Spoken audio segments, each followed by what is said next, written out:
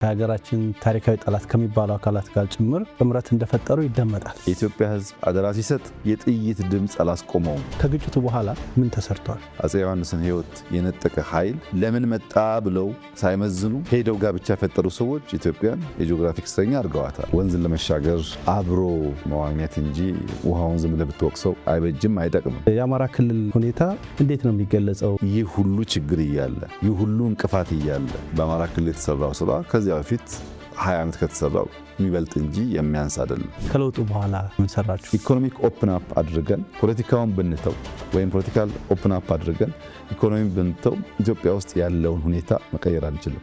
የአማራን ጥቅም በሚጎዳ መንገድ የሚደረግ ስምምነት በእነዚህ ሰዎች ይፈጸማል ተብሎ ማመን አስቸጋሪ ነው። ጠቅላይ ሚኒስትር ዶክተር አብይ አህመድ በፖለቲካዊ ኢኮኖሚያዊና ማህበራዊ ጉዳዮች ላይ ከአማራ ሚዲያ ኮርፖሬሽን አሚኮ ጋር ያደረጉት ቆይታ አሁን ይጀምራል።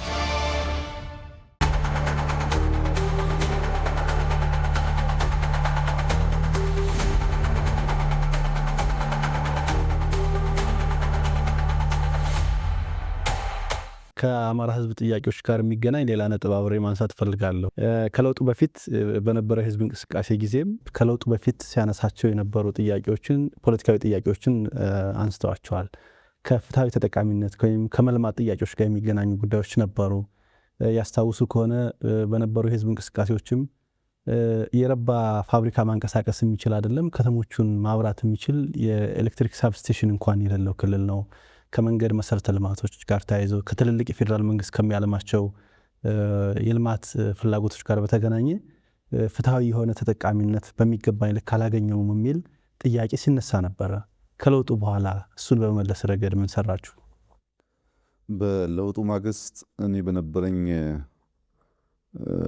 ከህዝብ ጋር በነበረኝ ቆይታና ውይይት የኢኮኖሚ ተጠቃሚነት ጉዳይ አንዱ አንኳር ጥያቄ ነበር። ዳታዎች ሰብስበን ጥናት አካሂደን ነበር። እንደተባለውም የአማራ ክልል ከልማት አንጻር የሚገባውን ያክል ተጠቃሚ አልነበረም። ይህ ችግር የአማራ ክልል ችግር ብቻ አይደለም። በኢትዮጵያ ደረጃም ማደግ ባለብን ልክ እድገት አልተረጋገጠም። ያ ችግር በአጭር ጊዜ ውስጥ በተሟላ መንገድ ምላሽ ያገኛል ተብሎ የሚጠበቅ አይደለም። ነገር ግን ባለፉት ጥቂት ዓመታት ችግሩም እያለ ይህንበት ርቀት ግን የሚናቅ አይደለም። በዋና ዋና ጉዳዮች እንኳን ለማንሳት ለምሳሌ ከመስኖ አንጻር ጥያቄ ይነሳ ነበር። መገጭ 18 ዓመት ቆይቷል። ከፍተኛ የመጠጥ ውሃ ችግር ጎንደር ላይ አለ። አጀማጫጫ ግድብ እንደ ኢሹ ይነሳል። የላይኛው ርብ እንደ ትልቅ ጉዳይ ይነሳ ነበረ። በአማራ ክልል ያሉ ግድቦች ለማጠናቀቅ ብዙ ቢሊዮን ብር ወጥቶባቸው የማይናቅ ስራ ተሰርቷል። ለምሳሌ መገጭን ብትወስድ አሁን በመጠናቀቅ ላይ ነው ያለው። በቅርቡ ስራ የሚጀምር ይመስለኛል። ግን የቆየበትን ቆይታ የህዝቡን ጥያቄ እና ያለ መለስ የሄድንበት መንገድ ቀላል ግምት የሚሰጠው አይደለም። ከሀብት አንጻርም ከጥቅም አንጻርም በግብርና ምርት በለውጡ ማግስት አማራ ክልል በአመት የሚያመርተው 90 ሚሊዮን ኩንታል ገደማ ነበር። ግድቦች ላይ በሰራነው ስራ፣ ማሽነሪ ላይ በሰራነው ስራ፣ ማዳበሪያ ላይ በሰራነው ስራ፣ ፓምፕ በስፋት ማስገባት በመቻላችን ባለፉት አመታት የአማራ ክልል አመታዊ ምርት ከእጥፍ በላይ አድጓል። ከ205 ሚሊዮን ኩንታል በላይ በአመት ይመረታል። ከ90 አካባቢ 200 አካባቢ መድረስ ቀላል ግምት የሚሰጠው አይደለም። በቂ ነው ያልከኝ እንደሆነ አይደለም፣ ገና ብዙ ስራ ይጠበቅብናል። ግን በግብርና በግድብ እመርታ ታይቷል። በኢንዱስትሪ የወሰድክ እንደሆነ በለውጡ ጊዜ ባህር ዳር ኢንዱስትሪያል ፓርክ አልነበረም። ከለውጥ በኋላ ነው የሰራ ነው። ደብረ ብርሃን ከለውጥ በኋላ ነው የሰራ ነው። አረርቲ ኢንዱስትሪያል ፓርክ ከለውጥ በኋላ ነው የሰራ ነው። የጣና በለስ ስኳር ፋብሪካ ከለውጥ በኋላ ነው የጨረስ ነው። ለሚ ሲሚንቶ የግለሰብም ቢሆን የመንግስት ከፍተኛ ድጋፍ ተደርጎበት ከለውጥ በኋላ የተሰራው። ለሚ ሲሚንቶ በኢትዮጵያ ውስጥ ትልቁ ሲሚንቶ ፋብሪካ ነው። ዘይት ፋብሪካዎች፣ የግለሰብ ኢንዱስትሪዎች በስፋት በአማራ ክልል ተሰርተዋል። ባህር ዳር አካባቢ፣ ጎንደር አካባቢ፣ ኮምቦልቻ አካባቢ፣ ደብረ ብርሃን አካባቢ ብትሄድ ታያለህ።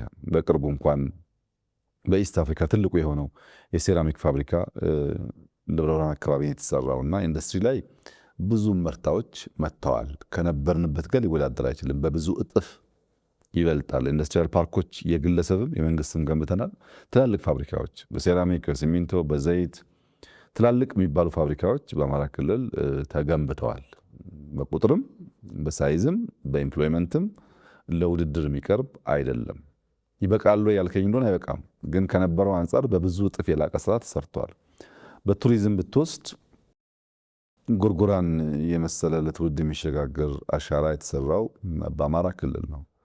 በመፍረስ ላይ በማርጀት ላይ የነበረው የፋሲለደስ ቤተመንግስት ብትወስድ እንዴት ያለ ድንቅ ስራ እንደተሰራ መቼም ለአሚኮ አይነገርም።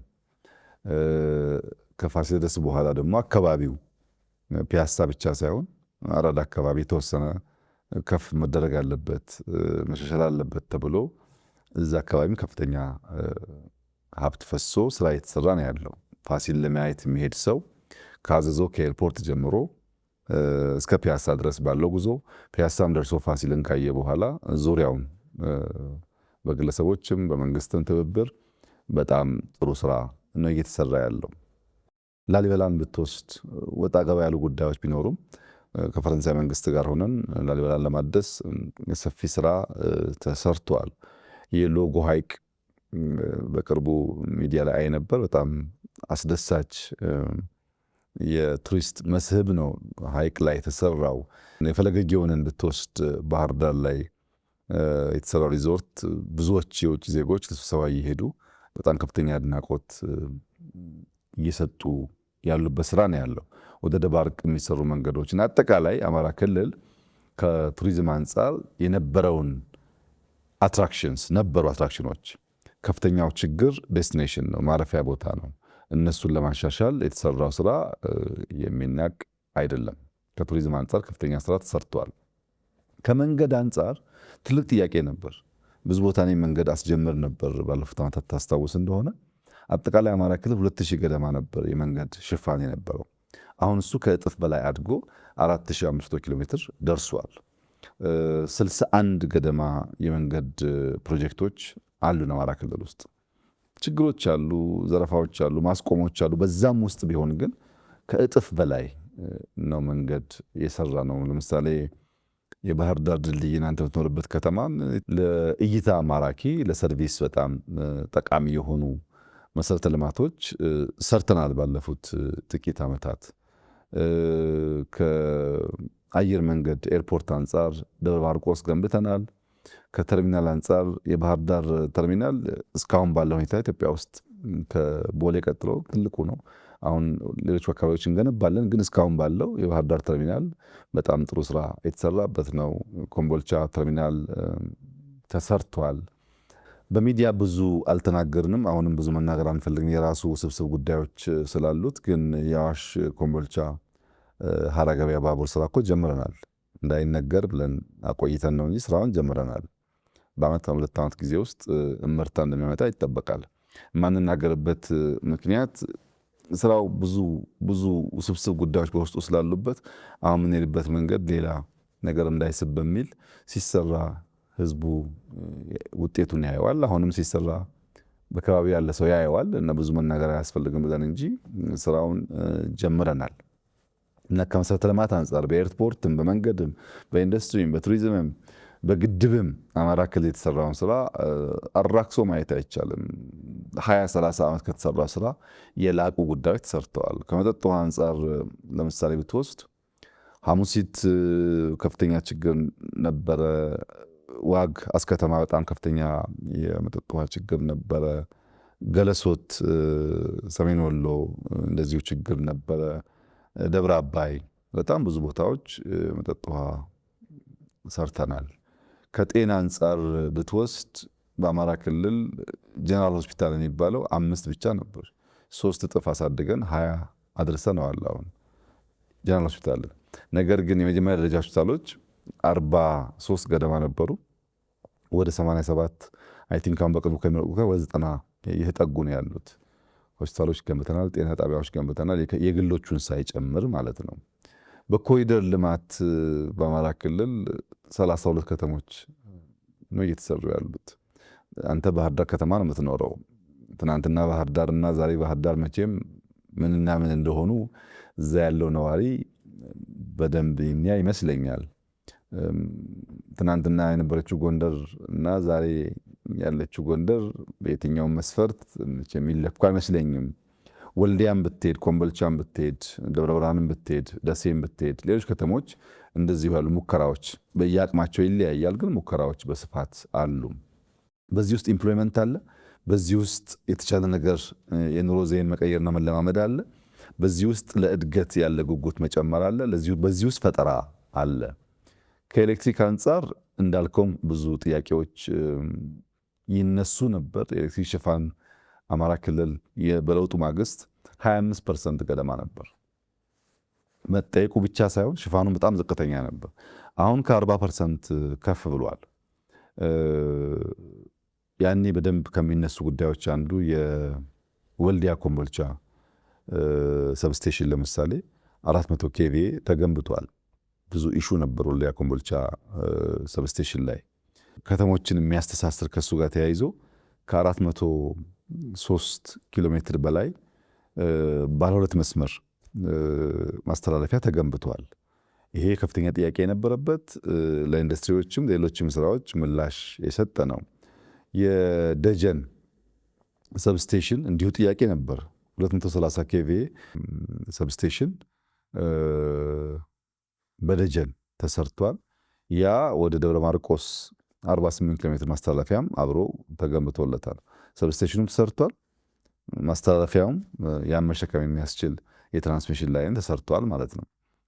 የበለስ ጃዊም የሰብስቴሽን ጥያቄ ነበረ። እዛም ወደ 132 ኪሎ ቮልት የሚሸከም ሰብስቴሽን ተገንብቷል።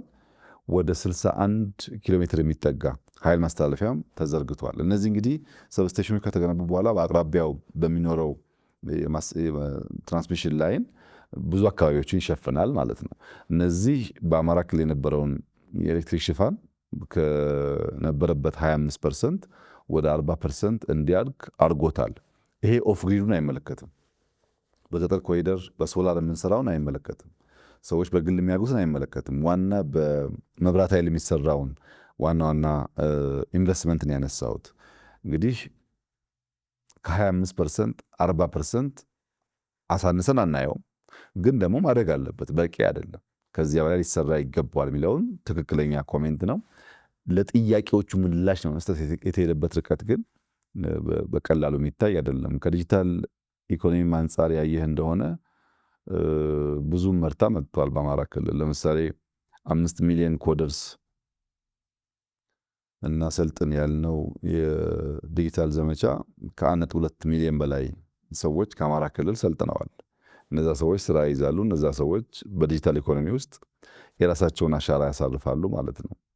የሞባይል ከቨሬጅን ብታይ፣ ተጠቃሚም ቁጥር ብታይ በለውጡ ማግስት 6.5-6.6 አካባቢ ሚሊዮን ሰዎች ነበሩ ሞባይል ተጠቃሚዎች። ዛሬ ከ16 ሚሊዮን በላይ ሰብስክራይበርስ በአማራ ክልል አሉ። 3 እጥፍ ገደማ ያደገ ማለት ነው። ቀላል ግምት አይሰጠውም። ወደ 5 ከተሞች የ5G ተጠቃሚዎች ናቸው። ዋና ዋና ከተሞች 5G አላቸው። በ4G ደረጃ የወሰድክ እንደሆነ ግን ከ200 ከተማ በላይ በአማራ ክልል ውስጥ 4G ተጠቃሚ ነው። ከለውጥ በኋላ 4G ማለት ዳታ ነው። ዳታ ማለት መረጃ ነው። መረጃ ማለት እውቀት ነው። እውቀት ማለት ሀብት ነው። ዝም ብሎ የዳታ ከቨሬጅ ሳይሆን ብዙ ነገር የሚመልስ ጉዳይ ነው።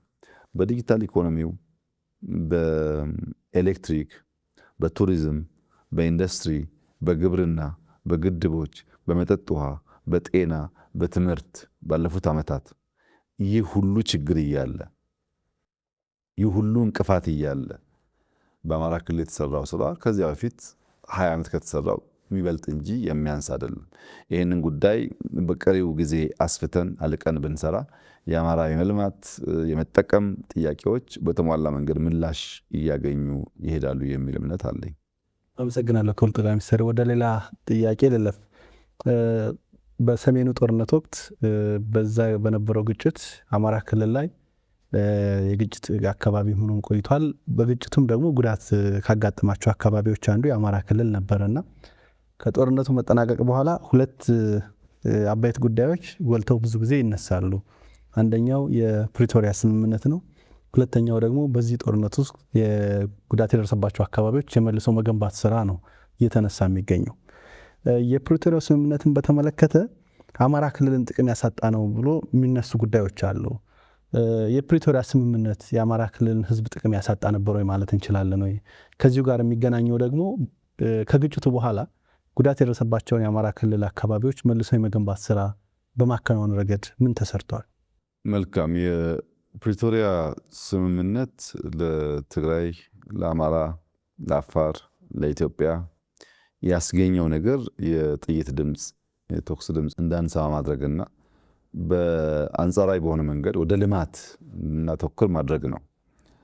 ከጦርነቱ በኋላ የሰራናቸው ልማት ስራዎች ቅድም በከፊል ያነሳሁት ጉዳይ ነውና የጥይት ድምፅ እንዳንሰማና ወደ ልማት እንድናተኩር ማድረጋችን በምንም መስፈርት አማራን ሊጎዳ አይችልም። አማራ የሚጠቅም ነው። ቅድም የቆጠርኩልህ የልማት ስራዎች ከሞላ ጎደል አብዛኛው የተሰራው ከፕሪቶሪያ ስምምነት በኋላ ነው። ስለዚህ ስምምነቱ ልማት አምጥቷል ይባል እንደሆነ እንጂ ምንም አይነት ጉዳት የለውም። ከኢትዮጵያን ባሻገር ብትመለከት በአፍሪካ ውስጥ አንድን ችግር ራሳቸው አፍሪካውያን መፍታት ይችላሉ የሚል እምነት እምብዛም አልነበረም። በአፍሪካ ውስጥ በአፍሪካውያን ይህ ጉዳይ ከስምምነት መድረሱም ለእኛም ለሌሎችም ተስፋ የሚያጭር ጠቃሚ ነገር ነው። ከዚህ አንጻር የፕሪቶሪያ ስምምነት ለአማራ ብቻ ሳይሆን ለሁሉም አካባቢዎች ጥቅም ያስገኘ ነው ማለት ይቻላል። በትርጉሙ ግን ብንመለከተው የአማራን ጥቅም አሳጥቷል፣ አማራ በበቂ ያልተሳተፈበትም፣ አማራ ባለቤት ያልሆነበት ውይይት ነው የሚል ሀሜቶች ይሰማሉ። ሂደቱ መጀመሪያ ስምምነቱ እንዲካሄድ የወሰነው ፓርቲው ነው። ፓርቲው በሚወስንበት ሰዓት ቅድም እንዳነሳውልህ በፓርቲ ውስጥ በኩል በሚገባን ልክ የመሳተፍ እድሉ የሰፋበት ስለሆነ የአማራ ክልል የውሳኔ አሻራ አለበት ማለት ነው። ልክ እንደ ሌሎች ክልሎች በዛ ውይይት ውስጥ የነበሩ አመራሮች ስምምነቱ እንዴት እንደሚመራ፣ መቼ እንደሚመራ፣ ለምን እንደሚመራ ተወያይተው ነው የወሰኑት። በኋላ ወደ መንግስት ሲመጣም ስምምነቱን በላይነት የመሩት ምክትል ጠቅላይ ሚኒስትሩ ነበሩ። አጋጣሚ በድርድሩን ብትወስድ ከነ ዶክተር ጌዲዮን ከነ አቶ ሬድዋን በተጨማሪ እነ አቶ ጌታቸው ጀንበር ነበሩበት። አቶ ጌታቸው ጀንበር በዚያን ጊዜ የአማራ ክልል ምክትል ፕሬዝዳንት ነበሩ። ከአፋርም እና አምባሳደር ሐሰን ነበሩበት። አጋጣሚ ስብጥሩ ሁሉም አካባቢ ከሞላ ጎደል የሚነካካ ነው። የአማራን ጥቅም በሚጎዳ መንገድ የሚደረግ ስምምነት በእነዚህ ሰዎች ይፈጸማል ተብሎ ማመን አስቸጋሪ ነው። አሁንም ስምምነቱ ብዙ 9 ፔጅ ገደማ ነው። ማንም ሰው ሊያነበው ይችላል። በየትኛውም መስፈርት የአማራን ጥቅም ሊጎዳ የሚችል እስታይ በውስጡ የለም። እነዚህን ሀሳብ የሚያራምዱትን ሰዎች ግን በሁለት ከፍሎ ማየት ጥሩ ነው። አንደኛው ስምምነቱን በበቂ ካለመረዳት የሚጠይቁ ሰዎች አሉ። ስምምነቱ ብዙ ጉዳይ በውስጡ ቢይዝም አንደኛው አንኳር ጉዳይ 2 መከላከያ አያስፈልግም፣ የታጠቁ የትግራይ ኃይሎች ትጥቃቸውን ይፍቱና በኢትዮጵያ አንድ የታጠቀ ኃይል ይኖር። ይሄ አማራን እንዴት እንደሚጎዳው አላቅም። ሁለተኛ በትግራይ የተደረገው የጨበራ ምርጫ፣ የእድር ምርጫ ህገ መንግስት ያልተከተለ ምርጫ ሊባል የማይችል ስለሆነ ያ ቀርቶ የትራንዚሽናል ገቨርንመንት እስከ ምርጫ ጊዜ ክልሉን የሚመራ ኃይል ይቋቋም የሚል ነው። ይሄ በስ በኩል ህግ መከበሩ አማራን እንደሚጎዳ አላቅም። ሶስተኛው ህገ መንግስቱ ይከበር ነው። የክልል መንግስታት ያላቸውን ስልጣን ተሻግረው ከሌሎች መንግስታት ጋር በመሆን የሀገር ጥቅም የሚጎዱበት ጉዳይ መቆም አለበት የሚል ጉዳይ ነው በውስጡ የያዘው። አራተኛ የፈረሱ የተጎዱ ጉዳዮች መገንባት፣ ሰርቪስ መመለስ የመሳሰሉ ጉዳዮች ናቸው በፕሪቶሪያ ስምምነት የተነሱትና እነዚህ በየትኛውም መስፈርት አማራንም ወይም አፋርንም ወይም ትግራይን ሊጎዱ አይችሉም። ጦርነት ይብቃ፣ ሰዎች ያልተገባ የስራ መስክ ወደ ተገቢው ስራ መስክ ይመለሱ፣ ለዛ ደግሞ መንግስት ባለው አቅም ያቋቁም ያደራጅ የሚለው ጉዳይ ብዙ ጉዳት ሊያመጣ የሚችል እሳቤ በውስጡ የለበትም። በእርግጥ አውቆ የተኙ ሰዎች፣ የፖለቲካ ቁማር የሚጫወቱ ሰዎች፣ ነገር ወደፈለጉበት የሚያጣምሙ ሰዎች ይህንን ጉዳይ ባልከው መንገድ ሲናገሩ ይሰማል። እውነታው ግን እሱ አይደለም። ከፕሪቶሪያ ስምምነት በኋላ አንጻራዊ ሰላም፣ የተሻለ ልማት፣ የተሻለ እንቅስቃሴ በኢትዮጵያ ደረጃ ታይቷል። በዚያም አማራም ተጠቃሚ ነው ማለት ይቻላል። ከመልሶ ግንባታ አንጻር ወደ 1408 ገደማ ፕሮጀክቶች 14 ቢሊዮን ብር ገደማ ወጥቶባቸው አማራ ክልል በመልሶ ግንባታ ተከናውነዋል። ከ1000 በላይ ፕሮጀክት 14 ቢሊዮን ብር የወጣበትን ስራ ምንም እንዳልተሰራ አድርገህ መናገር አስቸጋሪ ነው። ለምሳሌ ትምህርት ቤቶችን ብቻ ብትወስድ 459 ትምህርት ቤት መልሰው ተገንብተዋል። 210 ጤና ተቋማት መልሰው ተገንብተዋል። 358 የውሃ ተቋማት ተገንብተዋል። በዛ ሂደት ውስጥ ጉዳት የደረሰባቸው በተለያየ ደረጃ ማለት ነው። 15 ገደማ ከፍተኛ የኃይል ማከፋፈያ ጣቢያዎች ሰብስቴሽንስ የተጎዱ ነበሩ፣ ተጠግነዋል። የቴሌኮም ታወሮች፣ የፋይበር ኦፕቲክስ መስመሮች የተጎዱ ነበሩ። ቢቲኤሶች የተጎዱ ነበሩ፣ ተጠግነው ወደ ስራ ገብተዋል። ኮምቦልቻ የኢንዱስትሪያል ፓርኩም የግለሰቦች ኢንዱስትሪ የተዘረፉ የተጎዱ ነበሩ። እነሱ መልሰው ስራ እንዲጀምሩ ተደርጓል። የተዘረፉ ባንኮች ነበሩ። ባንኮች የተዘረፈው እኮ የግለሰቦች ሀብት ነው። ያንን እኮ መንግስት ተክቶ ነው። በኮምቦልቻ አካባቢ ብቻ ከ4 ቢሊዮን ብር በላይ ተዘርፈዋል ከባንክ። ባንኮች መልሰው ገንዘባቸውን አግኝተው ስራ እንዲቀጥል ተደርጓል። ተፈናቃዮች ወደ መኖሪያ ቀያቸው ለመመለስ ከፍተኛ ስራ ተሰርተዋል። በጦርነት የተሳተፉ ሰዎችን ብትወስድ ከፊሉ ወደ መደበኛ ኑሮ እንዲገባ፣ ከፊሉ ወደ ክልል ፖሊስ፣ ከፊሉ ወደ መከላከያ፣ ከፊሉ ወደ ነበረ ቀደመ ስራው ገብቶ እንዲቋቋም ተደርጓል። ሰውም ላይ መልሶ ግንባታ መቋቋም ተሰርቷል። በተቋማት ላይም ተሰርቷል። በፕራይቬት ቢዝነስም ተሰርቷል።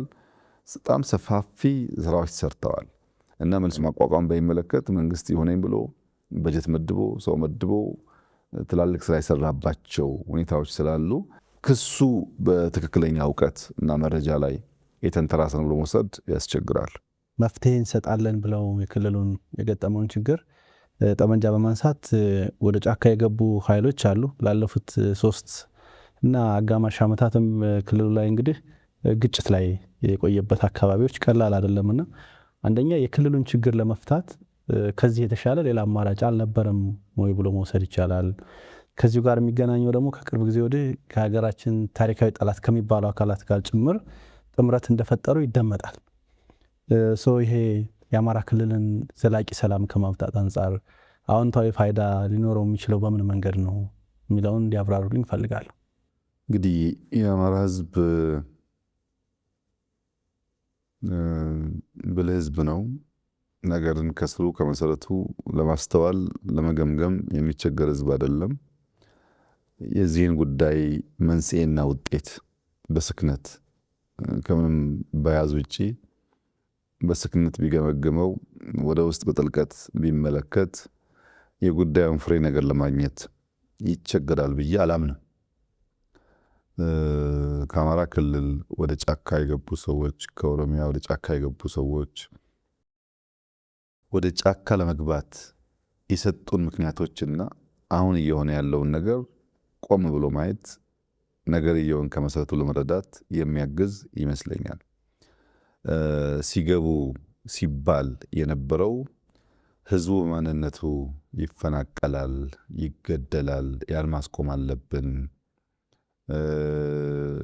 አስተዳደር ወሰን ቅድም ያነሳው ጉዳይ ምላሽ ማግኘት አለበት ወይም የትግሉ የዳቦ ስም ለህልውናችን መታገል አለብን የሚል የነበረው። በተጨባጭ ባለፉት ዓመታት ያየናቸው ውጤቶች ደግሞ ሰው ከቤቱ ሲወጣ የሚሸማቀቅበት፣ ለመመለሱ ምንም አይነት ዋስትና የሌለው፣ ከደብረ ማርቆስ ደጀን መሄድ መከራ የሆነበት፣ ሀብት ንብረቱ የሚዘረፍበት፣ አዛውንቶች ትላልቅ ሰዎች የሚገደሉበት፣ መምህራን የሚታገቱበት የሚገደሉበት፣ የአማራ ሕዝብ ልጆቹን ለማስተማር የሚቸገርበት ሁኔታን ነው በክልሉ ማየት የቻል ነው። ይህ ነበር ወይ ዓላማው ብለህ በሰከነ መንገድ ብታይ መንስኤውን ውጤቱን መገንዘብ የሚከብድ አይመስለኝም። እነዚህ ኃይሎች ከታሪካዊ ጠላቶቻችን ጋር የጀመሩት ያልተቀደሰ ውህደት፣ ያልተቀደሰ ጋብቻ ምን መልክ አለው ላልከኝ እኔ የሚያስታውሰኝ የከበደ ሚካኤልን ምሳሌያዊ ግጥም ነው። ከበደ ሚካኤል አንዲት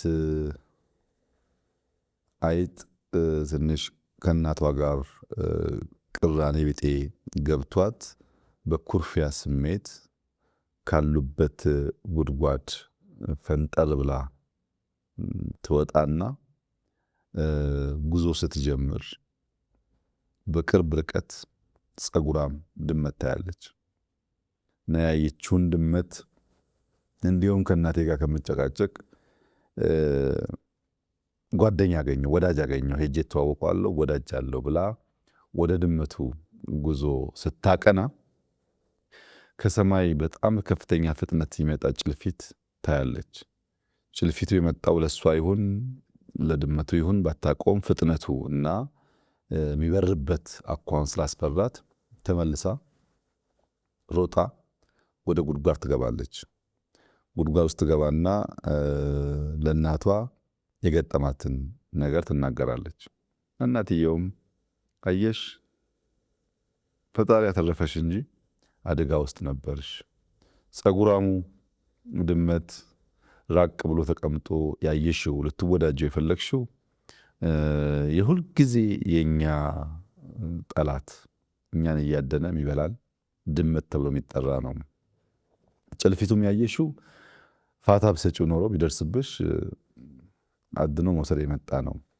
ሁለቱም የሚያጠፉሽ የሚገሉሽ ናቸው። እኔ ጋ የነበረች ቆይታ የተሻለ ነበር ትላትና አይጥ ስትጠግብ ስታበዛ ሩጫ ሄዳ ታሸታለች የድመት አፍንጫ ሲባል የነበረው እስከነተረቱ በአንቺ ላይ ደረሰ በክልፍልፊቱ ብሎ ከበደ ሚካኤል የገጠመውን ግጥም የሚያስታውሰኝና እዚህ ያለው ኩርፊያ ወደ ጸጉራሙ ድመት ወይም ወደሚምዘገዘገው ጭልፊት የሚወስዳቸው ማንኛውም ኃይሎች በምን እምነት ላይ እንደተመሰረተ ያልታወቀ ጋብቻ ስለሆነ በየትኛውም መንገድ ጥፋት ካልሆነ በቀር ልማት ሊያመጣ አይችልም። ይሄ ደግሞ የትናንትና ታሪካችን ነው።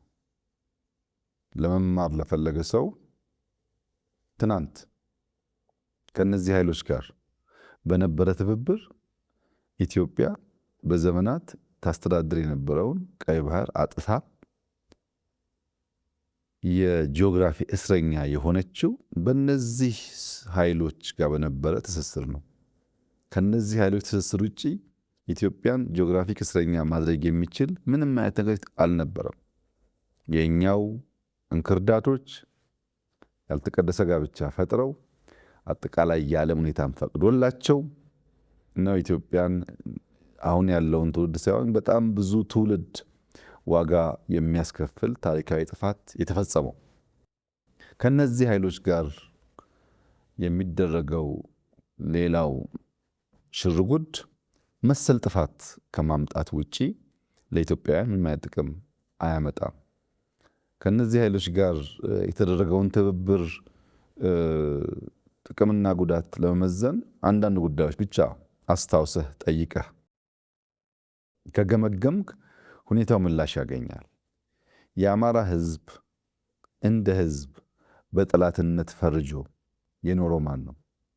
የአማራን ህዝብ በድርጅቱ ጽሁፎች፣ ሰነዶች እንደ ጠላት አስቀምጦ እታገለው ያለው ኃይል ማን ነው? የአማራን ህዝብ እንደ ህዝብ በትግል ዘፈኖቹ፣ በፖለቲካ ሰነዶቹ ህዝብን በሚከፋፍል አንዱን ገዢ አንዱን ተገዢ፣ አንዱን በዳይ አንዱን ተበዳይ በሚያደርግ መንገድ የትርክት ስብራት ያልነውን የሐሰት ትርክት ብሔሮች ከብሔሮች ጋር የተጋመዱ የተዋሃዱ አብረው የኖሩ የተጋቡ ሳይሆኑ አንደኛው ያጠፋው አድርጎ የሳለው አሁን የምናየው ጥንቅጥ የፈጠረው የምን ፖለቲካ ውጤት ነው? ለነዚህ ኢትዮጵያ የተፈጠሩ እንክርዳዶች፣ ለገዳዮች፣ ለሴራ ጎሳሚዎች፣ ጎንጓኞች የጦር መሳሪያ የሚያስታጥቀው ሀገር ሴቱ ነው። ከለላ መከታ ሆኖ ኢትዮጵያን የጂኦግራፊክ እስረኛ ቀይ ባህር አልቦ የሆነች ሀገር እንድትሆን ለነዚህ ኃይሎች ከለላ ይሰጥ የነበረው ሀገር የቱ ነው? እነዚህ ጥያቄዎች ማንሳት የሚችል የትኛውም ኢትዮጵያዊ አሁን ላለው ላልተቀደሰ ጋብቻ ምላሽ ያገኛል። ትናንት ከነዚህ ኃይሎች ጋር በነበረን ትብብር መሳይ የጥፋት መንገድ ኢትዮጵያ ላይ ጥቁር ጠባሳ ጥለን አልፈናል። አሁን ደግሞ እንደገና ያንን የሚደግም ነገር ማድረግ ሌላ ጥፋት የሚያመጣ ይመስለኛል። ወደ ስሁት ግምገማው ስትሄድ ግን የዛይቱ ኢትዮጵያ የያኔዋ ኢትዮጵያ አይደለችም። አንድ ከዛ ጊዜ ተመራለች።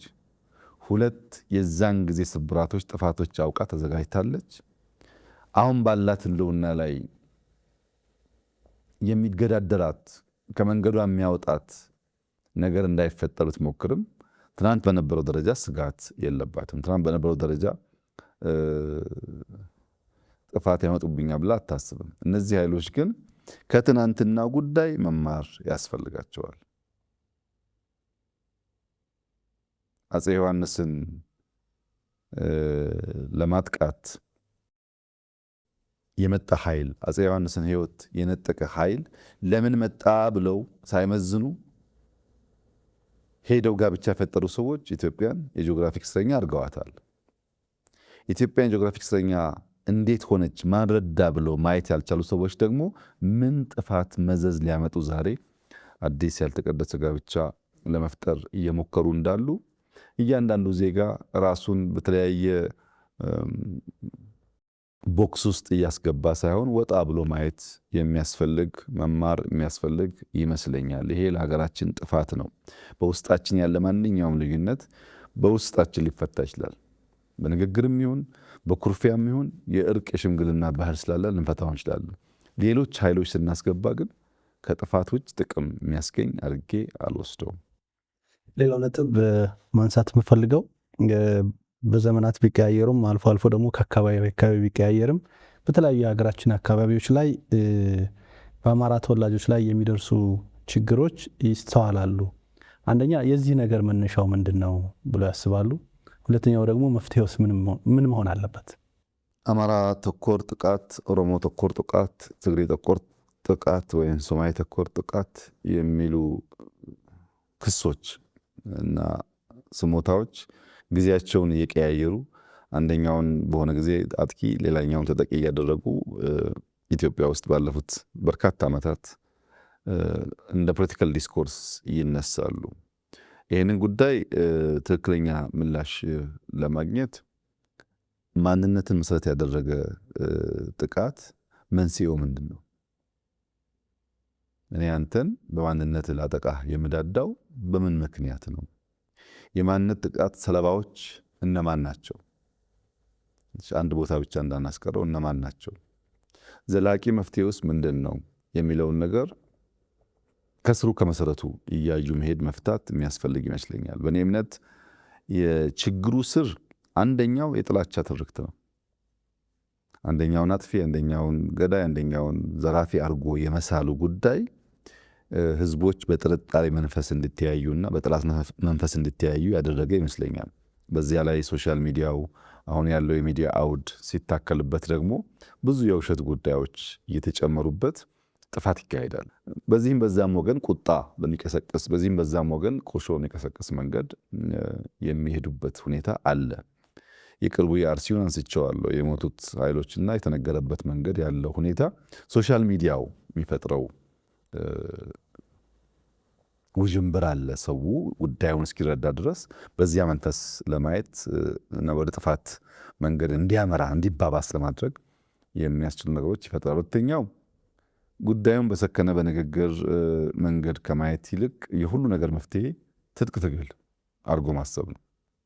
በኃይል ጉዳይን ፈጽማለሁ ትላለህ። በኃይል ለመፈጸም ደግሞ ኦርቶዶክስ እናጠፋለሁ ካላልክ፣ እስላም አጠፋለሁ ካላልክ፣ ኦሮሞ ካላልክ፣ አማራ ካላልክ እንደዚህ አይነት ቁስቋሽ ግጭት ፈጣሪ ጉዳዮችን ካልሰራህ፣ ግጭት ጠማቂ እሳቤዎችን ፕሮፓጌት ካላደረግ የሚሳካልህ አድርገህ አለመውሰድ አለ። ትጥቅ ትግል ሲባል ሁልጊዜ አጅቦት የሚሄደው ፕሮፓጋንዳ ሴራ እና ጥፋት መሆኑ ነው። ሶስተኛ የኢትዮጵያ ታሪካዊ ጠላቶች ጊዜ እየጠበቁ እያደቡ ረጅም እጃቸውን እየዘረጉ ኢትዮጵያ ውስጥ የሚፈጠር ማንኛውም ቅራኔ ወደ ተባባሰ ደረጃ ለመውሰድ የሚያደርጉት የባዕዳን አጀንዳ ነው። የባዕዳን አጀንዳ በአንድ ቤት ውስጥ ያሉ ምሰሶዎች የሚያጠቁ ሚስቶች በሚታይ መንገድ አይደለም የሚያጠቁት። አንተ አገር ሰላም ነው ብለህ ተቀምጠህ የቤቱ ምሰሶ የሚበረበረው የሚበላው ከስር ነው። ስር ገብተው ከበሉት ከበረበሩት በኋላ ምሰሶ ሲወድቅ ቤቱ ዘንበል ሲል ቤቱ ሲወድቅ ነው የሚስቶቹ ጥፋት የሚታየው። እና ይህ ነገር እንዳያጋጥም ምሰሶን የሚበዘብዙ የሚበሉ እጃቸው እንዲሰበሰብ እኛ ጉዳያችን በውስጥ መመልከት እንድንችል የትርክት ስብራቱ እየቀነሰ እንዲሄድ ማድረጉ ጠቃሚ ይመስለኛል። ለምሳሌ የዛሬ 2-3 ዓመት አንደኛው ወገን በአንደኛው ተነሳ የሚል በጣም ሰፊ የግጭት ዜናዎች እንሰማ ነበር። አሁን እንደዛ ብዙ አይታይም። ኦሮሞ በአማራ፣ አማራ በኦሮሞ፣ ትግሬ በአማራ፣ አማራ በትግሬ አይነት ሳይሆን እነዚሁ ኃይሎች ናቸው ያንን ጉዳይ እየፈጠሩ መልሰው ያን መልክ የሚያስይዙት። አማራ በስፋት በኦሮሚያ ክልል ውስጥ ይኖራል። 2-3 ቦታ የምትሰማቸው ወሬዎች የኦሮሞን ሕዝብና የአማራን ሕዝብ ትስስር አይገልጹትም። ወይም ሶማሌ በኦሮሚያ፣ ኦሮሚያ በሶማሌ ውስጥ በጣም በስፋት ይኖራሉ። እዚህና እዛ የሚያጋጥሙ ኢንሲደንቶች አጠቃላይ የሕዝቡን ጉድኝትና ትስስር የሚገልጥ አይደለም። የጥቃት ሰለባዎች ሃይማኖት ተኮር ሲሆን፣ ብሔር ተኮር ሲሆን፣ የሚፈጠርበት አካባቢ የተወሰነ ሲሆን ትርክት መፈተሽ፣ አሰራር መፈተሽ፣ ህግን መፈተሽ፣ የህግን ከላይ መስታቅ መፈተሽ ጠቃሚ የሚሆን ይሆናል። እኔ እንደ መፍትሄ የማስበው የወል ትርክትን ገንባ። በዘመናት መካከል ህዝቦች ሲጋቡ ሲዋለዱ፣ በጉዲፈቻም በተለያየ መንገድ ሲዋሃዱ፣ በዘመቻ መልክ አንዱ ጋር እየሄደ ሲቀር የኖርን ህዝቦች ነን። እንደ ምንም ፒውርሊ ከዚህ ወዲያ እንትና ነው ከዚያ ወዲያ የሚባል አይደለም። ይህን እውነት መቀበል ያስፈልጋል። ኢትዮጵያ ውስጥ ያለው አንዱ ትልቁ ችግር ታሪክ ሲባል መርጠህ የሚያስፈልግህን ነገር ከውስጥ ወስዳለህ፣ የማያስፈልግህን ትተዋለህ። የሚያስፈልግህን አንሻፈህ ትናገራለህ፣ የማያስፈልግህን እንዳልሰማ ትሆናለህ። አፄ በካፋ ከአማራ ብቻ ያልተወለዱ ሰዎች መሆናቸውን አሚኮ በምን ልክ ይገልጠዋል? ፋሲል እናቱ ቃሉ እንደሆነችና በኦሮሞ ወታደሮች ይጠበቅ እንደነበረ፣ ኦሮምኛ በስፋት በፋሲል ውስጥ ይነገር እንደነበረ ለመጋፈጥ የሚፈልግ ሂስቶሪያን፣ ለመጋፈጥ የሚፈልግ ሚዲያ ታያለህ ወይ? ይሄን ትቶ ግጭቱን ጠቡን ነው የሚያወራው። አብረን የኖርንባቸውን የተዋርንባቸውን ጊዜዎች፣ በጋራ አገር ያነጽንባቸውን ጊዜዎች፣ ዘመናዊ ኢትዮጵያ የፈጠርንባቸውን ጊዜዎች አጉልተህ በዛ ውስጥ ያሉ ችግሮች ደግሞ ቢነሱ ከችግሮቹ ትምህርት ወስደን መልካም ነገሮች ለማሳደግ ያግዛል። ያ የሚፈታው የወል ትርክት ስንገነባ ነው። የጋራ የሆነ ህግ በውይይት ስንፈጠር ነው። ህጉ በአንድ ወገን የሚጻፍ ሳይሆን የጋራ ህግ በሚሆንበት ሰዓት ያን ህግ አክብረን በዛ ስንተዳደር ኢትዮጵያ ለሁላችን ትበቃለች። ትልቅ ሀገር ናት። ብዙ ሀብት ያላት ሀገር ናት። መደማመጥ መከባበር ካለ፣ አንደኛና ሁለተኛ የሚል እሳቤ ከጠፋ እንኳን ለራሳችን ሌላ መትረፍ የሚያስችል በቂ ሀብት እና አቅም ያላት ሀገር ናት። ይህንም መገንዘብ ያስፈልጋል። እኔ አንደኛ ነኝ፣ ያ ይገባኛል፣ አንተ አይገባህም ሳይሆን በጋራ በትብብር ሀገራችን አልምተን ሁላችን ኢኳል ኦፖርቹኒቲ አግኝተን ተጠቃሚ መሆን የምንችልበትና ልጆቻችን በሰላም የሚኖሩባትን ሀገር ለመገንባት የጋራ የወል የሆነ ትርክት እየገነባን ብንሄድ አብዛኛው ጉዳይ ይዳከማል። አልፎ የሚያጋጥም ኢንሲደንት ደግሞ ካለ ህግ ያስከብረዋል ማለት ነው። ለምሳሌ የሰለጠነ ዲሞክራሲ የሚባለው አሜሪካን ሀገር ነው። ኦልሞስት ኤቭሪ ሲንግል ዴይ የአሜሪካን ሎካል ዜናዎች ብትሰማ ሞል ውስጥ በመሳሪያ ሰው ሲገደል፣ ትምህርት ቤት ሰው ሲገደል፣ ህፃናት ሲገደሉ ትሰማለህ። ኢትዮጵያ የዛን 1% በከተማ ትምህርት ቤት ግጭት የለም። 1% ኤቭሪ ሲንግል ዴይ ኒውስ አለ። አንድ ባለመሳሪያ ሰዎች እንደዚህ ያደረገ ይባላል። ያን የሚፈታው ህግ ነው። ቀጥታ የጥቁርና ነጭ የብሔር መልክ መስጠት ሳይሆን ህግ ጉዳዩን ወስዶ ወንጀለኛን የሚጠይቅበት የሚያስተካክልበትን መንገድ ካልፈጠርክ በስተቀር ለሁሉ ግጭት የብሔር መልክ የሃይማኖት መልክ ከሰጠኸው ጥፋት ያመጣልና እኛ ጋር ተጀምሮ እኛ ጋር የሚያልቅ አይደለም። ዓለም ላይ ያለ ፕራክቲሶች ናቸው። እሱን በህግ አግባብ በተቋማት ብቃት እያነጹ መሄድ የሚያስፈልግ ይመስለኛል። በተጠናቀቀ የበጀት ዓመት እንደ ዓመት ደግሞ በ2018 ግንቦት 24 ላይ ኢትዮጵያ ትልቅ ሁነት ታስተናግዳለች። ሀገራዊ ምርጫ አካሂደናል። ይህ ሀገራዊ ምርጫ በተወሰነ ደረጃ ከምርጫው በፊት በስጋትም አይካሄድም በሚልም በተለያዩ ሀሳቦች የታጀበ ነበረ። በምርጫው ጊዜ ስንመጣ ደግሞ በሁሉም የሀገራችን አካባቢ አማራ ክልልን ጨምሮ ምርጫው ሰላማዊ ሆኖ ተጠናቋል። የኢትዮጵያ ህዝብም ደግሞ ፍላጎቱን አሳይቷል።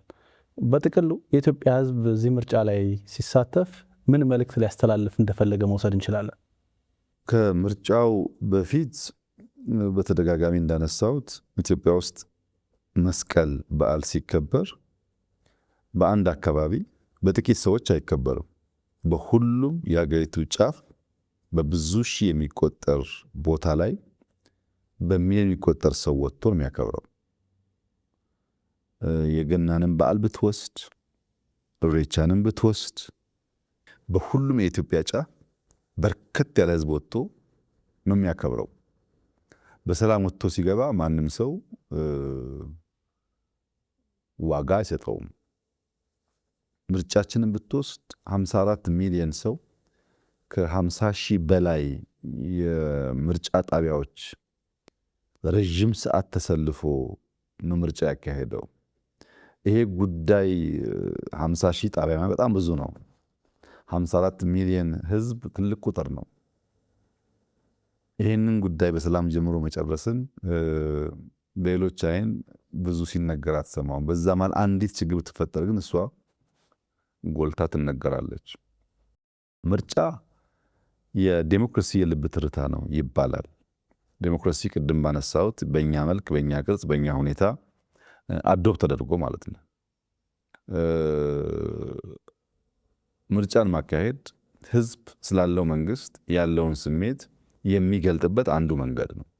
54 ሚሊዮን ህዝብ በሂደቱ በመሳተፉ ብዙ ነገሮች እንድንማር አድርጎናል። ሰላማችን እንድንፈትሽ፣ ተቋሞቻችን እንድንፈትሽ፣ የህዝቡን ስሜት እንድንገነዘብ፣ የተመረጡ ሰዎች ማስተዋል ስላለባቸው ጉዳዮች ብዙ ሰበዝ ሊመዘዝ ልንማርበት የምንችላቸው ጉዳዮች ታይተዋል።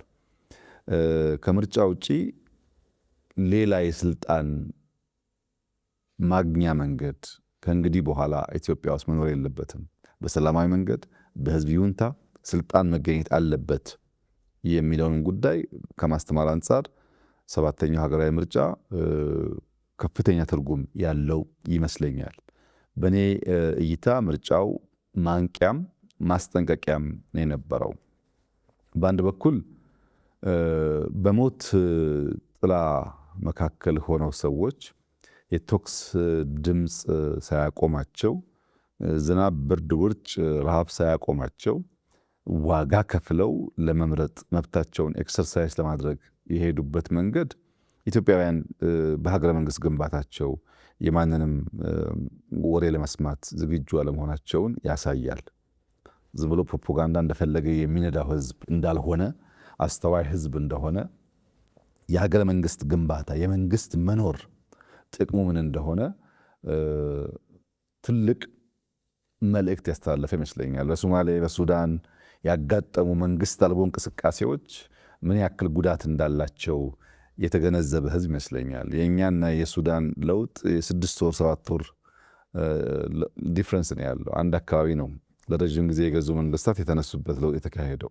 ኢትዮጵያ ውስጥ ያለው ልማት፣ ኢትዮጵያ ውስጥ ያለው ተስፋና እዛ ያለው በጣም ይለያያል። ይህንን ጉዳይ ህዝቡ አስተውሎ ቶክስም እያለ ማስፈራራትም እያለ አትሄድም እያለ ጨክኖ መሄዱ የለም መንግስት ያስፈልገኛል፣ ያ መንግስት ደግሞ በእኔ ይሁንታ መፈጠር አለበት የሚል መልእክት አስተላልፏል። ሁለተኛ ህዝብ ሲያምን ከመንገዱ ማንም እንደማያስቆመውም አረጋግጧል።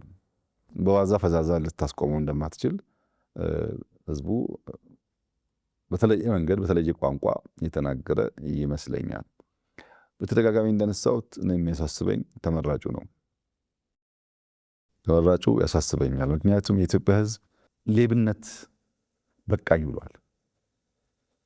ሌቦችን ከውስጣችሁ አጥሩ ብሏል። ሌብነት የተንሰራፋበት ብልጽግና አልቲሜት ውጤት አያመጣም ብሏል። ቀን ከሌት የማይሰሩ የማይተጉ ሰዎች ስልጣን ወንበር መጠበቂያ አድርገው የሚያስቡ ሰዎች በተጨባጭ ውጤት የማያመጡ ሰዎች ፈትሹ ብሏል። ጽንፈኝነት፣ ጥላቻ፣ በክፉ እሳቤ የተሞላ ከፋፋይ ትርክት አያስፈልገኝም ብለዋል። ትልቅ ሀገር አለኝ፣ ትልቅ ህዝብ ነው፣ ተባብሬ ማደግ እችላለሁ ብሏል። ይህንን ይሁንታ ተሰጣችሁ ውስጣችሁን አጽድታችሁ ሀገረ መንግስት አጽንታችሁ ለልጆቼ የተሻለች የላቀች ሀገር ታኖራላችሁ በሚል እምነት ነው ብሏል። ባለፉት 5 ዓመታት ብዙ ድንቃ ድንቅ ስራዎች ሰርተናል። በዚህ 5 ዓመት ግን ፈተናው ከባድ ነው። በዚህ 5 ዓመት በኢኮኖሚ በፖለቲካ ማምጣት የሚጠበቅብን እመርታ እንቅልፍ የሚያስተኛ አይደለም። ተመራጩ ለምረጡኝ ካደረገው ጥረት በላይ የተጣለበትን አደራ ለመወጣት መቻሉን ደጋግሞ ቢያስብበት መልካም ይመስለኛል። ኃላፊነት አደራ ከባድ ነገር ነው። የኢትዮጵያ ህዝብ አደራ ሲሰጥ የጥይት ድምፅ አላስቆመውም። ካላመንና አደራውን ሲነጥቅም ምንም ነገር አያስቆመውም ማለት ነው። በታመንክበት ልክ ስትመላለስ ይጠብቅሃል፣ ይከላከልሃል፣ ጋሻ ይሆንሃል፣ እንዲሳካልህ ያግዝሃል። ስታጎልበት ደግሞ በዚያው ልክ መብቱን ለማስከበር ከዚህ ቀደም ያደረገውን ያደርጋልና ህዝቡ በግልጽ ቋንቋ ተናግሯል። እኛም ሰምተናል። የሰማነውን አምነን አቅደን ለመፈጸም ለመተግበር የሚያበቃን ያድርገን ነው ማለት የምፈልገው። እስካሁን ባነሳናቸው ጉዳዮች ካለፉት ጉዳዮች ጋር የተገናኙ ነጥቦችን አንስተናል። ወደ መጪው ጊዜ ጋር በተገናኘ 1-2 ነጥቦችን ብቻ አነሳለሁ። አንደኛው በቀጣይ በዚህ 7ኛ ሀገራዊ ምርጫ የተመረጠው የብልጽግና መንግስት በቀጣይ ዓመታት አማራ ክልል ላይ ሁለንተናዊ እድገት እንዲረጋገጥ ከተጀመሩ ስራዎች በተጨማሪ ምን ጉዳዮችን ይዞ ሊመጣ ይችላል? ከዚሁ ጋር በተገናኘስ የአማራ ክልል ህዝብ ምን ስኬቶችን በመንግስት ሊያገኝ ይችላል ብለው ያስባሉ? እኔ በምመራው መንግስት ብቻ ሳይሆን ከኔም በኋላ ባለው መንግስት ለሚቀጥሉት 25 ዓመታት እስከ 2050 የሚዘልቅ በጣም ጠቃሚ የሆነ አገረ መንግስት የሚገነባ ግራንድ ስትራቴጂ ነድፈናል። ይህ ግራንድ ስትራቴጂ ብዙ ጉዳዮችን ይዳስሳል። ምን አይነት አገረ መንግስት እንደምንገነባ፣ በምን አቅምና ኃይል እንደምንገነባ፣ በምን አቅምና ኃይል እንደምናስጠብቅ በዝርዝር ያነሳል። በዚህ ግራንድ ስትራቴጂ ውስጥ ብልጽግናን ለማምጣት አንድ ግብ አድርጎ ብልጽግናን ለማምጣት የምንሰራቸውን ስራዎች ከዘረዘረ በኋላ ብልጽግናን ማምጣት በቂ አይደለም። ያ የመጣውን ልማት እድገት ብልጽግና ገቨርን ማድረግ ማስተዳደር፣ መልሶ የሚበላ ሳይሆን የሚዘልቅ እንዲሆን ገቨርን ማድረግ እንዴት ይቻላል የሚለውን እሳቤ ያነሳል። ገቨርን ማድረግ ብቻውን በቂ አይደለም። ኢንዱር ለማድረግ ለትውልድ ለማሸጋገር ወደ ሲቪላይዜሽን የሚያድግ ልማት ብልጽግና ግን ወደ ሲቪላይዜሽን የሚያድግ ሆኖ ኢትዮጵያን በሚገባት ልክ የሚያስቀምጣት እንዲሆን ትውልድ በምን አይነት እሳቤ፣ በምን አይነት ቅብብሎሽ፣ በምን አይነት ትርክት በሚቀጥሉት 25 ዓመታት ኢትዮጵያ ልትሰራ ይገባታል የሚለውን ነገር በጣም በጣም ጥልቅ በሆነ መንገድ ያስቀምጣል።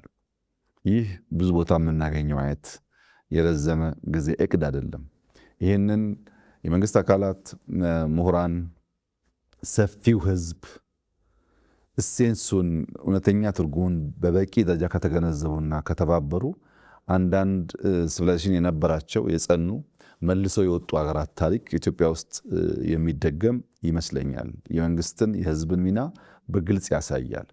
በሚታይ በሚጨበጥ የኢንፍራስትራክቸር ግንባታ ብቻ መቆም የለብንም ይላል። ኢንፍራስትራክቸር መልካም ነገር ነው። መንገድ መገንባት፣ ድልድይ መገንባት፣ ሪቫን መቁረጥ የሁሉም መንግስታት ፍላጎት ነው።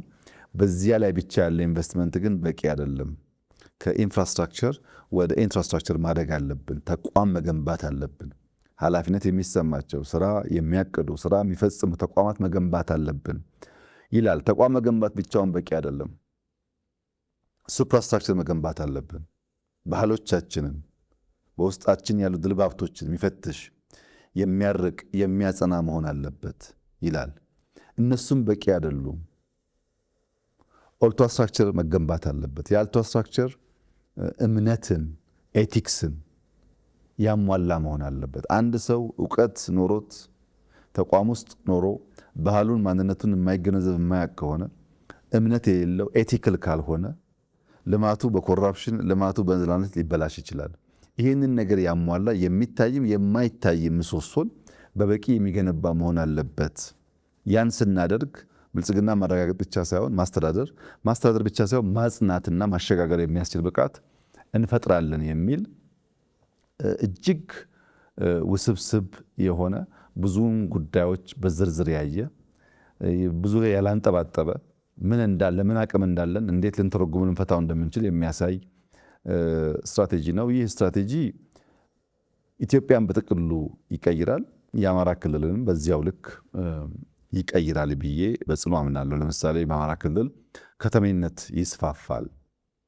በገጠር ያለው ነዋሪ በከተማ የጤና፣ የውሃ፣ የመብራት ጉዳይ በተሻለ ምላሽ አግኝቶ የሚቀጥሉት 25 ዓመታት ከተሜነት በተሟላ ደረጃ ይስፋፋል ብዬ አስባለሁ።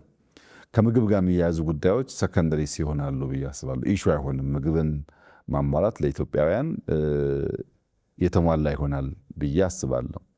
በመስኖ በቴክኖሎጂ የማምረት ፕሮዳክቲቪቲን የማሳደግ ጉዳይ አሁን ካለው ጋር ለውድድር የሚበቃ ነው ብዬ አላስብም። አምራች ዘርፉ በብዙ ደረጃ ይቀየራል ብዬ አስባለሁ። ሰርቪስ ሴክተር ኢንዱስትሪው በከፍተኛ ደረጃ ትራንስፎርም ያደርጋል ብዬ አስባለሁ። ከሁሉ በላይ የዲጂታል ኢኮኖሚው፣ ዲጂታል ፋይናንስ፣ ዲጂታል አይዲ፣ ግራጁዋሊ ደግሞ ዲጂታል ሎጂስቲክስ ከእንቅስቃሴ ጋር የሚያያዘው ጉዳይ ኢትዮጵያ ውስጥ በስፋት ይረጋገጣል ብዬ አስባለሁ። ለምሳሌ አሁን ኤሌክትሪክ ካር በአፍሪካ የተሻለ ደረጃ ያለው ኢትዮጵያ ውስጥ ነው። ያ ጉዳይ ይበልጥ መልክ እየያዘ እያደገ ይሄዳል ብዬ አስባለሁ። እነዚህን ጉዳይ የሚቋጨው ደግሞ የትርክቱ ጉዳይ አሁን ያለው ትውልድ ከእንደዚህ ያለ ከፋፋይ በውሸት መሰረት በሌለው ታሪክ ላይ ቆሞ የሚነታረክ መሆኑ አብቅቶ የሚጠቅመውን የሚፈይደውን የሀገርን ጥቅም ማዕከል ያደረገውን ትርክት ገንብቶ ለጋራ ጥቅም የሚረባረብ ትውልድ ተፈጥሮ ኢትዮጵያ አማራ ብቻም ሳይሆን አካባቢውን የሚጠቅም ብልጽግና እናረጋግጣለን። ያ የሚረጋገጠው ብልጽግና ደግሞ የሚያስተዳድር ትውልድም አብረን እንፈጥራለን። ያ ትውልድ ደግሞ የሚያጽናና ኢትዮጵያን ወደ ሲቪላይዜሽን የሚወስድ በርካታ ጥያቄዎቿ ምላሽ የሚያገኙ ጠላት ከውስጥም ከውጭም የሚያሰጋት ሳይሆን ራሷን ለመከላከል የሚያስችል ሙሉ ቁመና የሚኖራት ዲተር የምታደርግ ኢትዮጵያ ትፈጠራለች የሚል ጽኑነት አለኝ። ይሄ ሁላችን ርብርብ ይፈልጋል፣ የሁላችን ጥረት ይፈልጋል። ሁላችን በኃላፊነት ስሜት መትጋት እንዳለብን ያመላክታል። ይህ ትውልድ ስራውን ከሰራ መጪው ትውልድ የተሻለ ህይወት እንደሚኖረው ተስፋ አደርጋለሁ። የአማራም ክልል ህዝብ ከዚህ በእጅጉ ይጠቀማል ብዬ አምናለሁ። በጣም አመሰግናለሁ ክቡር ጠቅላይ ሚኒስትር። ለመጨረሻ እና ለመውጫ የሚሆን ጥያቄ ላንሳ።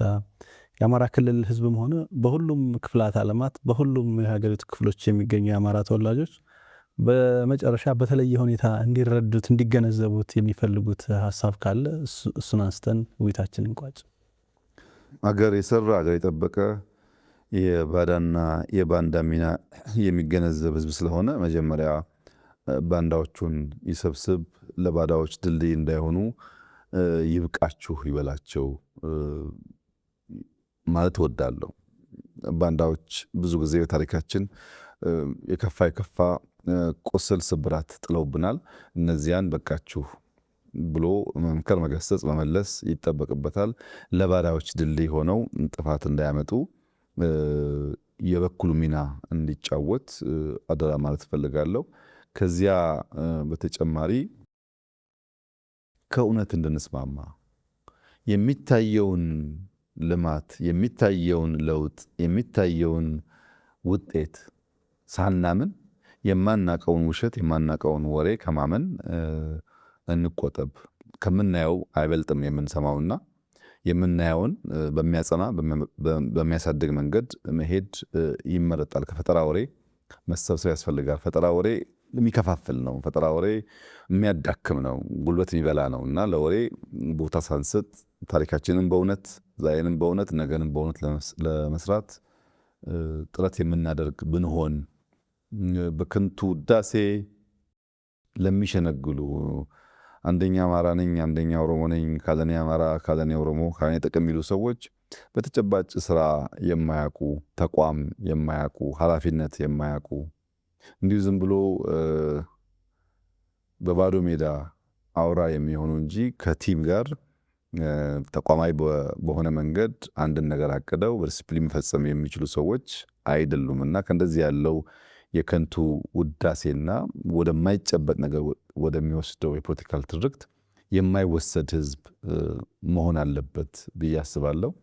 ትናንትና አክሱምን ስንገነባ፣ ፋሲልን ስንገነባ፣ ላሊበላን ስንገነባ፣ ኢትዮጵያን በአዲስ መንገድ ስናንጽ ምንም ጥርጥር የለውም ተደምረን ያደረግነው።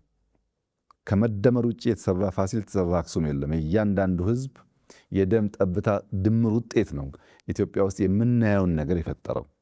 አሁንም መፍትሄው መደመር ነው። ትላንት ተደምረን ታሪክ ሰርተናል። አሁን ተደምረን ያሉብንን መከራዎች፣ ችግሮች ተሻግረን የተሻለች ኢትዮጵያን መፍጠር እንችላለን። ህዝቡ በትልቅነቱ፣ በታሪኩ፣ በእውቀቱ ልክ ሚናውን መጫወት አለበት ብዬ አስባለሁ። ምክንያቱም የአጥር መፍረስ ለጅብ ነው የሚመቸው። የአጥር መፍረስ ከውጭ ለሚመጣው ጥፋት ነው የሚመቸው። የልብ መራራቅ ለጠላት ያመቻል። ተቀራርበን፣ ተወያይተን፣ ተመካክረን፣ ተጋግዘን አንዱ የአንዱን ስብራት፣ አንዱ የአንዱን ድካም ጠግኖ ኢትዮጵያን ብንሰራት ለእኛም ለሌሎችም መትረፍ የምትችል ሀገር ስለሆነች ልዩነትን በማቀንቀን፣ ጥላቻን በማቀንቀን፣ ጥፋትን በማቀንቀን የሚገነባ ሀገር የለም። ልክ እንደተለመደው ባህላችን ጥፋት ካለ ሽምግልና፣ በእርቅ፣ በካሳ ተሻግረን አዲስ የጋራ ማንነት ለመስራት አሁን ያለውን ዘመን በሚዋጅ የእሳቤ ልክ እንድንመላለስ፣ አብረን እንድንቆም፣ እንድንበረታ አደራ ላለው ምንም ጥርጥር የለውም። የአማራ ህዝብ አሁን ያሉበትን ችግሮች ተሻግሮ የለማች የበለጸገች ለብዙዎች የምትተርፍ ክልል፣ ለብዙዎች የምትተርፍ ሀገር፣ ለብዙዎች የምትተርፍ አፍሪካን በመፍጠር ውስጥ ከፍተኛ ሚና እንደሚጫወት ሙሉ እምነት አለኝ። ይህም እንዲሆንለት ምኞቴ ከፍ ያለ ነው።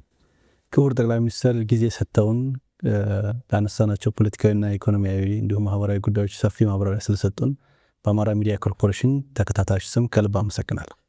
እኔም በጣም ነው የማመሰግነው።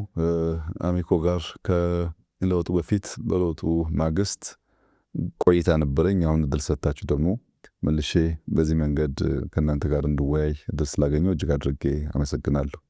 መልካም ጊዜ። ቴንኪው።